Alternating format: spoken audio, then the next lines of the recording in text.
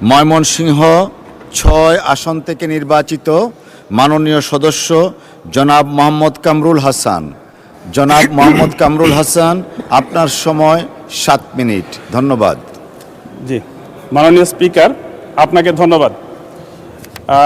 বিরোধী দলের সদস্যরা বক্তব্য দিতে শুরু করলেই মাননীয় সরকার দলের সদস্যদের মনে আসলে কষ্ট শুরু হয়ে যায়।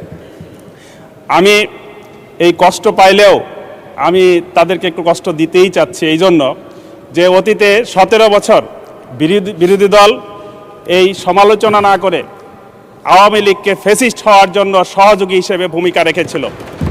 মাননীয় স্পিকার, আমরা বিএনপির কল্যাণ চাই, দেশের কল্যাণ চাই। আমরা চাই না বিএনপি ফ্যাসিস্ট হওয়ার সুযোগ পাক, সেই জন্যই আমরা যৌক্তিক বিরোধিতা করব ইনশাআল্লাহ।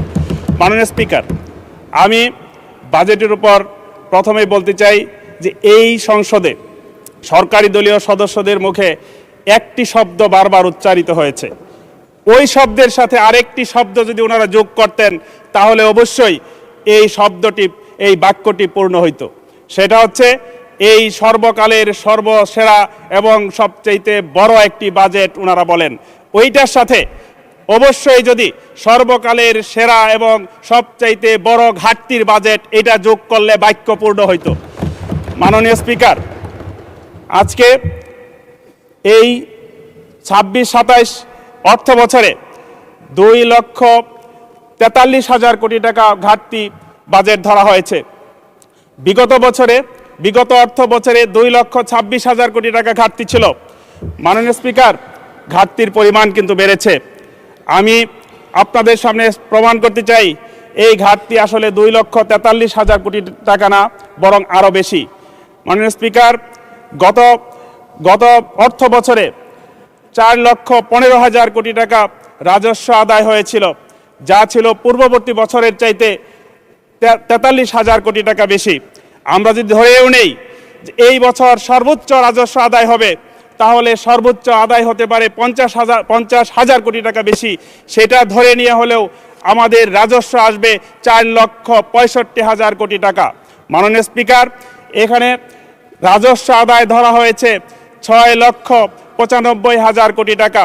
তাহলে 4,65,000 কোটি টাকা যদি রাজস্ব আসে, তাহলে ঘাটতি থাকে 4,37,000 কোটি টাকা।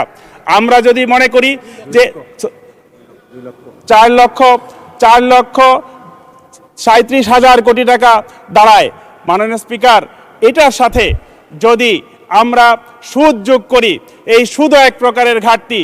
এই বছরে সুদ দিতে হবে 1,27,000 কোটি টাকা।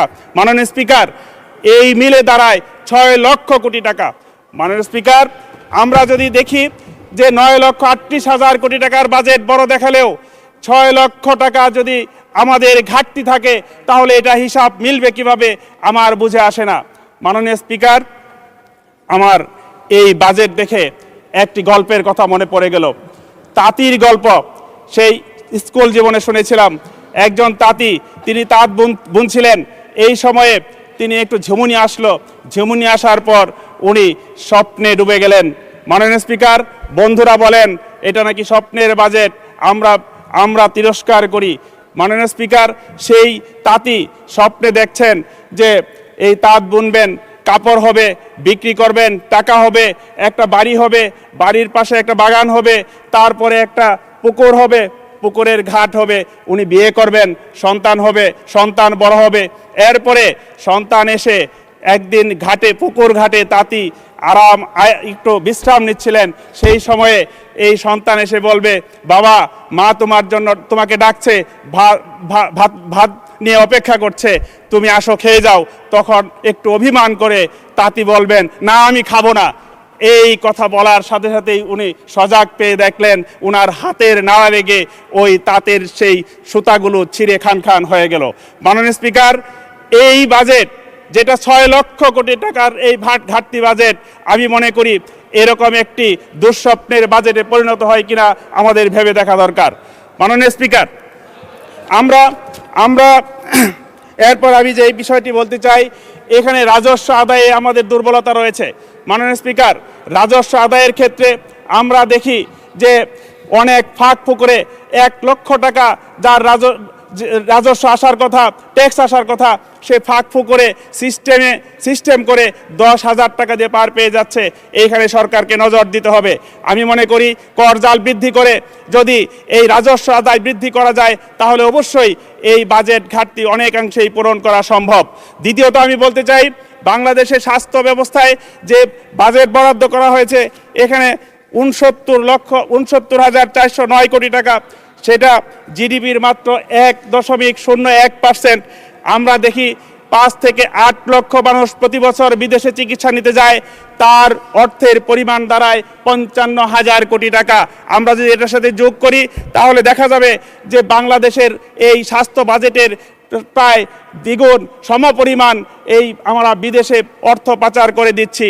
আমরা আজকে এই সংসদে আমি সরকার দল বিরোধী দলকে বলতে চাই, একটা শক্ত অবস্থান যদি প্রধানমন্ত্রী থেকে শুরু করে আজকে সমস্ত সংসদ সদস্য এবং মন্ত্রীরা সিদ্ধান্ত নেয় যে এই সব সরকারের ঊর্ধ্বতন কর্মকর্তারা দেশের বাইরে কখনোই কোনো চিকিৎসা সুবিধা নিতে যাবে না, বাংলাদেশে এই চিকিৎসা তারা সুবিধা নেবে, তাহলে স্বাস্থ্য ব্যবস্থা একটা বৈপ্লবিক পরিবর্তন আসা সম্ভব। মাননীয় স্পিকার, আমি এরপর যে বিষয়টা বলতে চাই সেটা হচ্ছে আজকে পর্যটন খাতে আমাদের মাননীয় অর্থমন্ত্রী সুন্দর করে বলেছেন যে বাংলাদেশকে আঞ্চলিক বিমান পরিবহন কেন্দ্রে রূপান্তর করা হবে, কিন্তু আমরা বাজেটে দেখি 1,884 কোটি টাকা বরাদ্দ। এটা খুবই অপ্রতুল। এই পর্যটন খাতকে সামনে নিয়ে বাংলাদেশে ব্যাপক অর্থনৈতিক প্রবৃদ্ধি অর্জন করা সম্ভব। আমি এখানে বরাদ্দ বেশি আশা করছি। মাননীয় স্পিকার, আমরা একই সাথে যোগাযোগ ব্যবস্থার উন্নয়নে আমরা রেল যোগাযোগের ক্ষেত্রে সরকারের সদিচ্ছার কথা আমরা শুনেছি যে প্রত্যেকটি জেলাকে রেল নেটওয়ার্কের আওতায় নিয়ে আসা হবে। আমি সুস্পষ্টভাবে বলতে চাই, এই রেল নেটওয়ার্কের সাথে যদি আমরা বুলেট ট্রেন পাশাপাশি ইলেকট্রিক ট্রেন চালু করতে পারি তাহলে রাজপথে